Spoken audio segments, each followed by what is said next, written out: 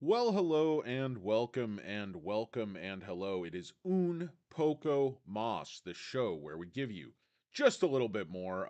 My name is DannyDealz for Hurricane Lopez and Stock Karen. We would like to say hello and welcome, guys. Let me start you off with a Topper time check. It is 7:14 p.m. out here in beautiful dark Los Angeles. It's October 24th, 2023. The time again, 7:14. Market is closed. After hours has been done a couple hours. Wanted to jump on, guys, and just talk with you, of course, about the SOFI stock. SOFI Technologies Inc. Ticker symbol is SOFI. Guys, the SOFI stock was up 12 cents today, or 1.65%. Um, the market rallied a bit today. Not a huge rally, but you can see Upstart was up 1%, Affirm was up 5.73. So the growth stocks were generally up. PayPal reversed up. Um, Ally was down, interestingly. I don't know if they had reported bad earnings or what the deal was there, but SoFi's been getting a mix of good and bad press. But I just want to tell you, I'm watching the options, I'm watching the dark pool, I'm watching the shorting, and whether the shorting is short long, basically hedging activity, or whether it's just pure short attacking the stock. I still believe that the stock is going to rally toward $8 or just above $8 this week, if not even higher. The market looks like it's poised for just a little bit of a reversal here. Note that this is basically, the same. This is basically the same level that the Nasdaq had come down to. So it's the Nasdaq has been riding kind of this wave. It looks like it's consolidating. I'm not seeing the Nasdaq falling apart. I'm actually seeing the market rally here for the next I don't know, just the rest of this week. I like a little run. I think the earnings are going to be pretty strong. I don't think people are expecting a rate hike for the remainder of the year. I think people feel that the Fed is bluffing. I mean, the bond market is so out of whack, and it's squeezing the federal government their own bond offering so hard. It's just kind of an unusual situation. I don't know that much about bonds, but um, people are saying this is sort of like a very freakish occurrence in terms of the markets. Is anybody here? Anybody watching? Um, I can't tell. My YouTube thing is all out of whack. Stream internet's down. I don't even know if the stream is working. But guys, this is I just want to tell you why it's going to rally to 8. Basically, if you look at the options, right now maximum pain is pegged right at 8, and you can go through and look at the actual put call volumes, and you can look at the actual cash. And this all balances out. Maximum pain, it seems complicated, but it's really not that complicated. And then if you start to look at the options for next week, that's why I'm kind of expecting the pump, because retail is not real heavily into these short-term bullish calls for after earnings. I think retail's very gun shy. I think the last 2 quarters they saw a giant pump, and then the quarter before that they see a giant dump. Market makers are really keeping retail investors guessing. But basically, the short has gone up, guys. If you take a look at what's happened just in the last 7 days, a lot of people, a lot of the talking heads, were expecting the stock to, rally the last couple of weeks, and that obviously hasn't happened. The stock went up, and then it's basically made like a quadruple bottom here. It just does not feel like market makers want retail investors to buy the stock at this level. They've been shorting the stock into the sevens, which makes you think they plan to cover lower in the not too distant future. But I just don't think they're going to attack it from the low sevens. People are saying they can attack it down to 4. Um, I don't know, guys. Can they push this stock down below book value on a narrative that is largely made up? And that's why I kind of wanted to go over this new article on Seeking Alpha. It's October 24, 2023 by SL Investments. And this kind of encapsulates the bear case, the short case, what everybody's saying about SoFi. It's like macro, bad loans, student loans not going to be as much of a factor, declining demand for personal loans. Like everything they hit in this article is, basically the bear case. But there's a couple of points I want to make about the bear case. And that is that number one, bears almost never mention SoFi specific data. Like they always talk about the macro. They say, oh, Capital One is experiencing higher defaults. Oh, overall personal savings rates are going down. They almost never look at how bullish the data is, the deposits, the quality of the loans, the fact that SoFi plans far more conservatively for more write offs on loans than actually happen. And everything else about SoFi's loans going bad, again, it's in the fiction section. It's in the future section. It's like these analysts have a time machine. And they've gone, they've gone with Michael J. Fox into the future or back to the future. And they're saying that SoFi's loans are going to go bad because other people's loans are starting to go bad. But honestly, the defaults aren't even that bad overall. And the quality of SoFi's customer is far superior. I know people talk about that and pay it a lot of lip service. But it actually matters because they're talking about, so the customers who want to get personal loans are, because they're desperate to pay off their credit cards. I mean, the SoFi customer has money.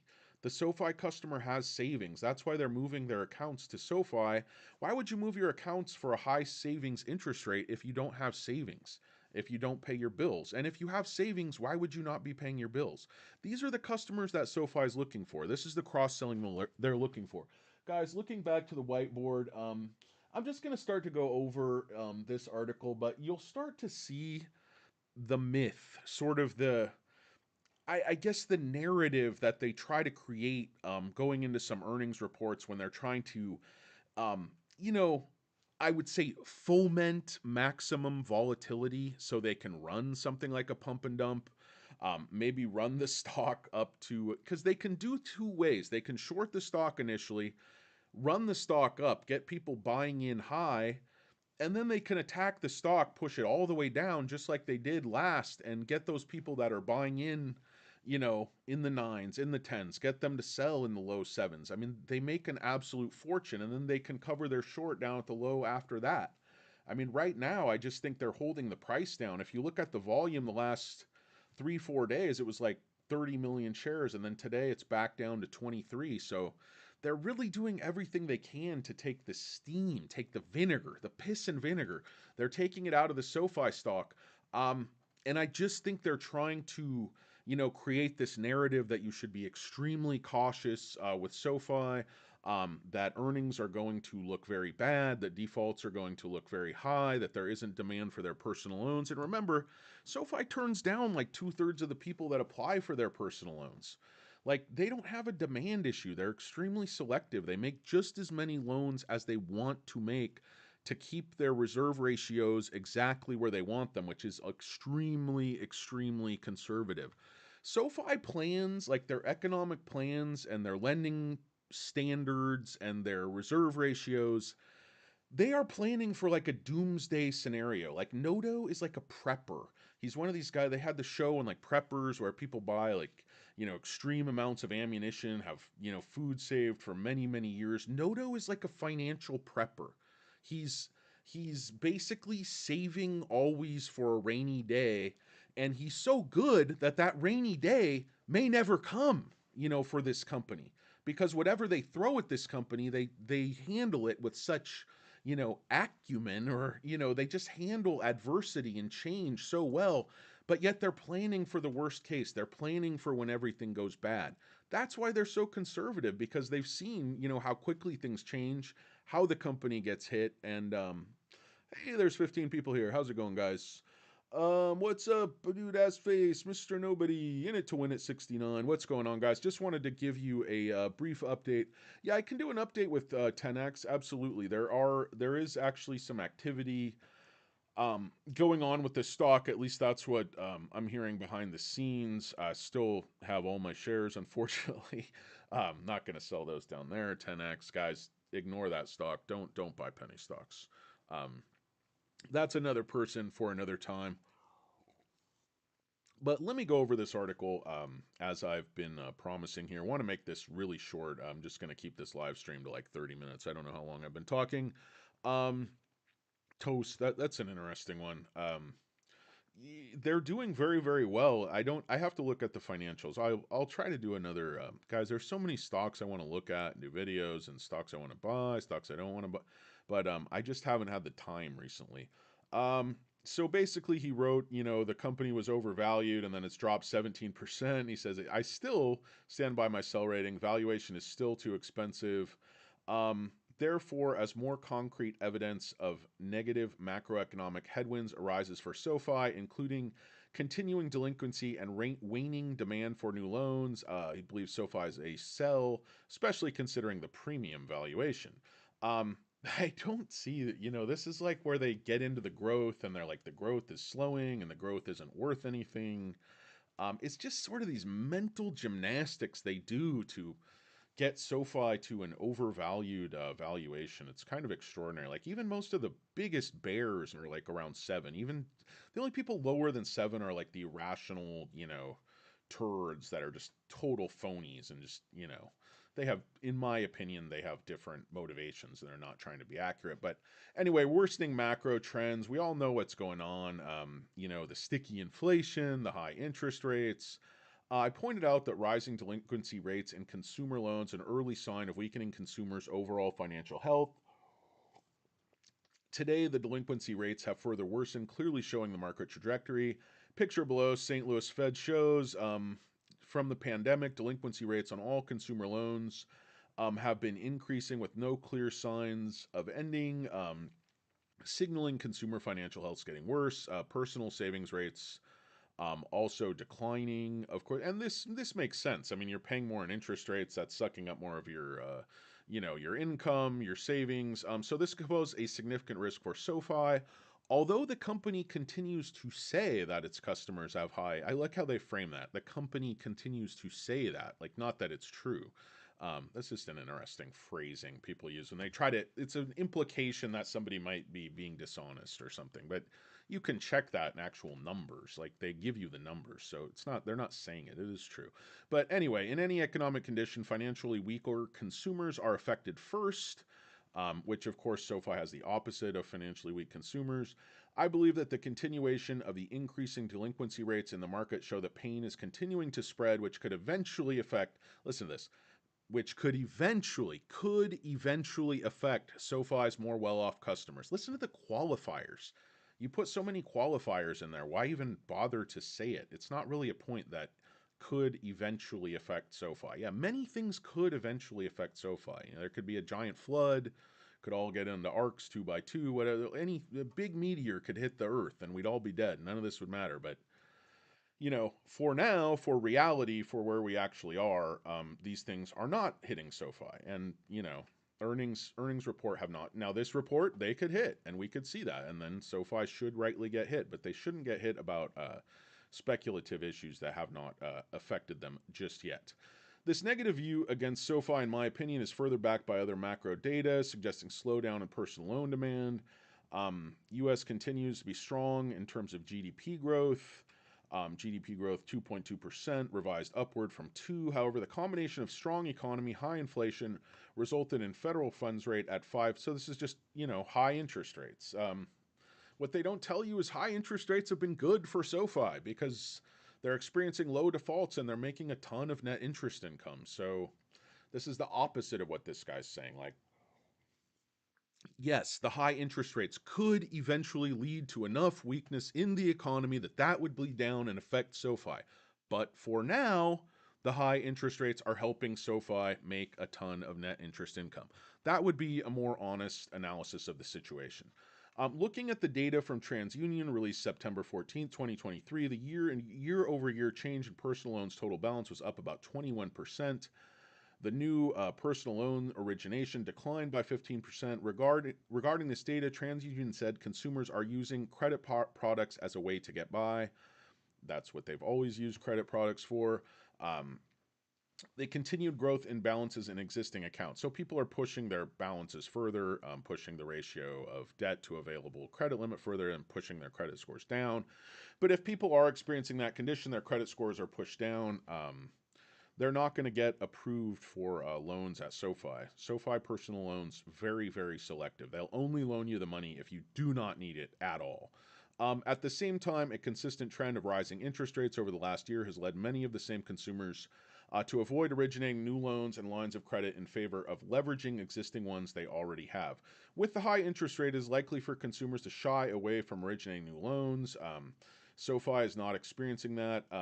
Thus, a slowdown in personal loans could be impactful for SoFi. Again, hasn't slowed down yet. No data has shown. Again, go back to my whiteboard. None of the data is ever SoFi specific. Um, yeah, nice job. Painful few. Yeah, it has been a painful few weeks there, C bar. Um, locked and loaded. Yeah, I got a lot of shares. I got a ton of shares. I got a ton of options. I got all kinds of things. Um, what's up, dude? Ass face. Yeah, it is great. Who else is here, guys? Few of you here. Anyway, let me just continue. Let me look back at my whiteboard so I can remember what I was talking about. Yeah, he gets into the basically the valuation concerns. This is where I think the Bears are just completely disingenuous when they start talking about the growth and the valuation. So let's just go through what they say. While I view macroeconomic conditions as a headwind for SoFi, the company enjoys a premium valuation. And remember, it's like almost 30% off the SPAC price, even though they have obviously had a significant dilution since that point. Today, the company has a market capitalization $7 billion. 2024. Um, hold the phone, guys. Let me take this. I will be right back with you.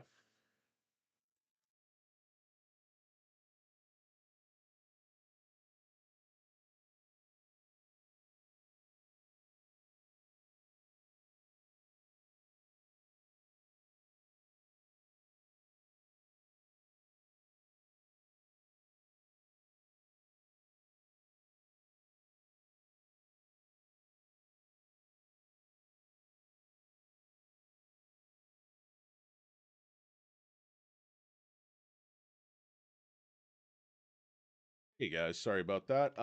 But just wanted to finish up this article very quickly, and I will get out of this live stream. I know you guys have important things to do, but basically saying, the as far as the market cap, and then they get into this PE analysis. So they're saying, okay, 2024 forward price to earnings ratio of 230, and then 2025 the PE ratio is 35. So, and they're writing that as a negative against SoFi. So, I mean, the point I'll make up on the whiteboard is basically that this doesn't make any sense because in your first 1 and 2 years of profitability, your PE ratio is going to be very slow. You just started making a profit, and the analogy I'd use is like this is blaming a 2 year old because he's not that tall. You're like yelling at the 2 year old, like, why aren't you 6 feet tall?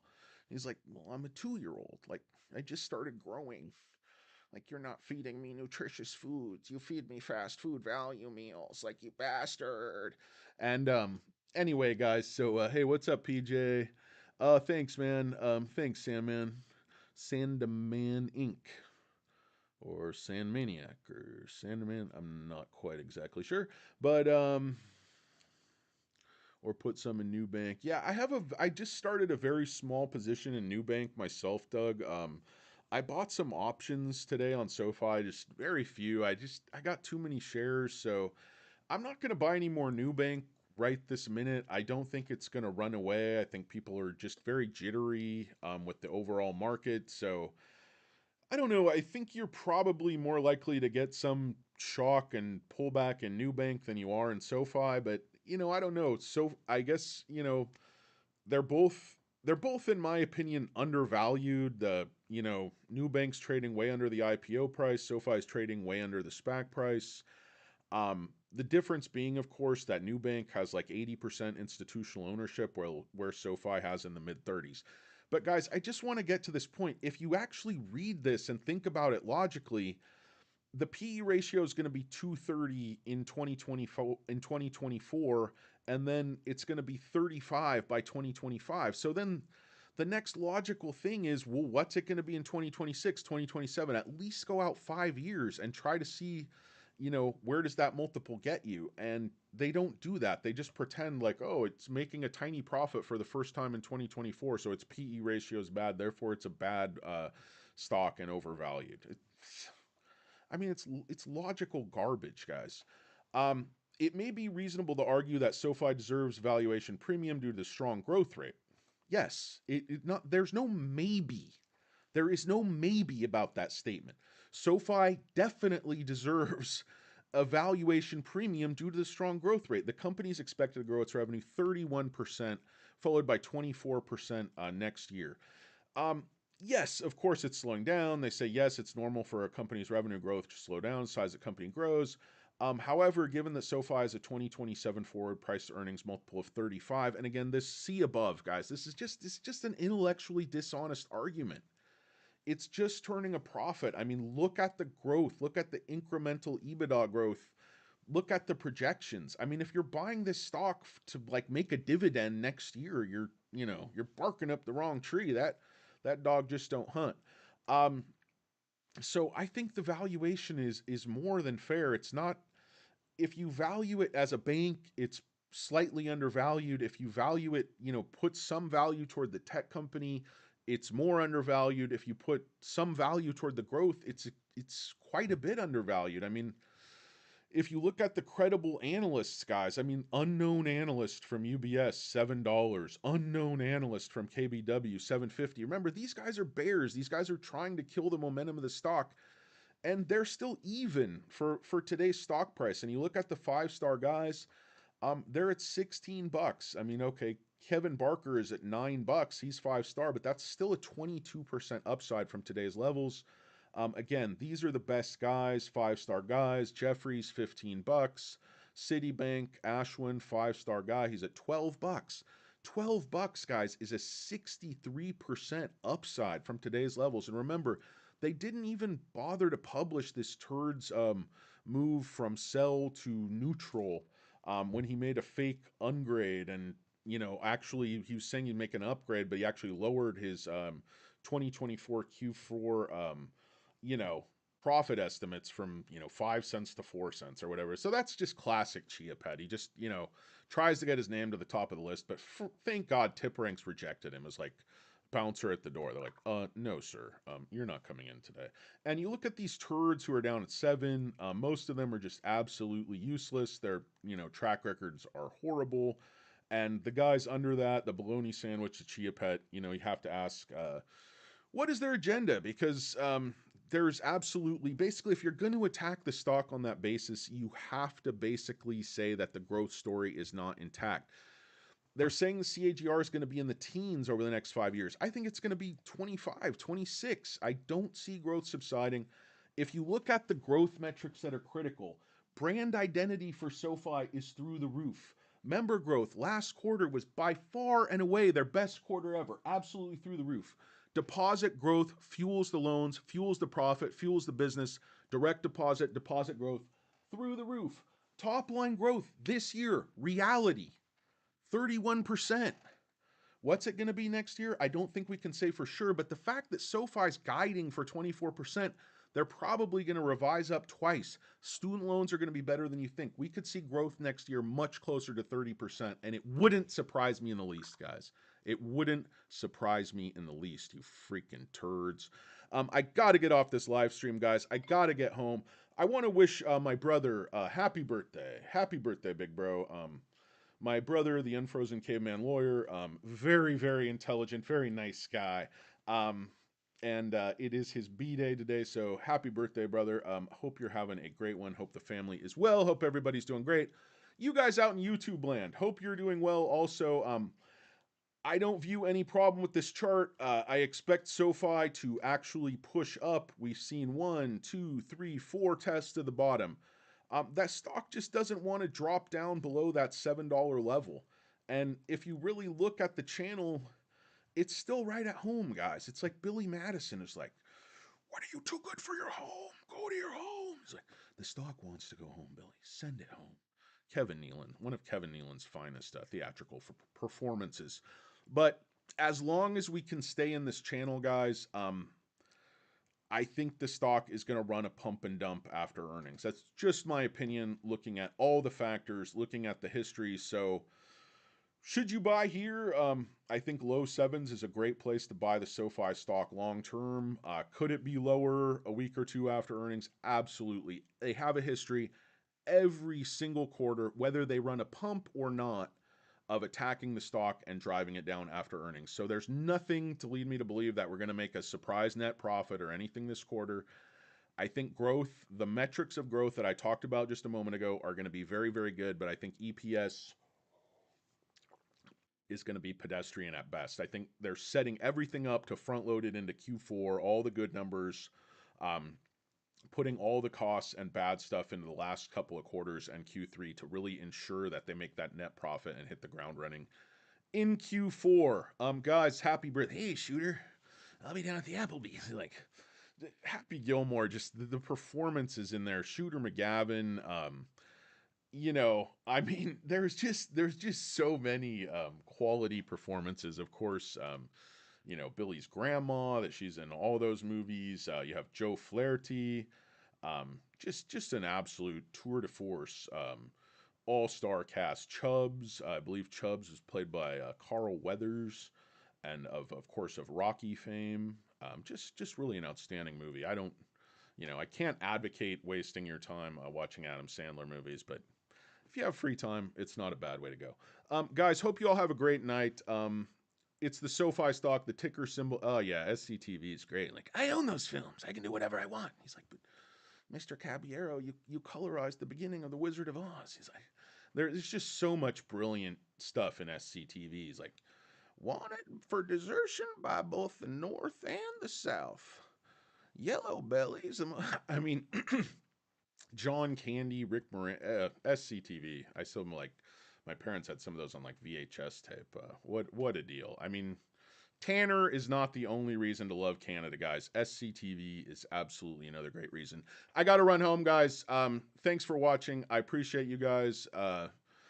The stock is SoFi. The show is Un Poco Mas. The ticker symbol is SOFI. The guy is DannyDealz. The day is Tuesday, 10/24/2023. The time is 7:41 p.m. That's a Topper time check. John, the Payush on here refers to me as John Candy, and I actually consider it a great honor because I think John Candy was one of the funniest, naturally funniest people to ever live. I mean, Uncle Buck, planes, trains, and automobiles. Even just random stuff the guy did, like Spaceballs, and it's an absolutely prolific career. You have these people that come along, and I don't know why they're often fat. Like, fat people are jovial. We have to, learn to have a good way to look at things. But a guy like Chris Farley or a guy like John Candy, there's some people that, even like Eugene Levy for me, and these are all like, a lot of these going back to SCTV. These guys are just physically funny. Their expressions are funny. They're so good. And it's like, I just don't see that quality of people anymore. It's like, these are like, can I please get another movie with like Melissa McCarthy where she goes on a journey, like she's a scam artist with Jason Bateman, or she's with her grandma Susan Sarandon, or how about another buddy movie with Kevin Hart and Dwayne the Rock Johnson? How about that acting tour de force? It's like you're at the actor studio, goes, and then you made a movie with Dwayne Johnson and everything changed. It's like, how much makeup are you wearing? And like, interview over. Anyway, guys, everybody have a great night. I got to get out of here before I'll ramble forever. I'm tired. I'm going home. Peace.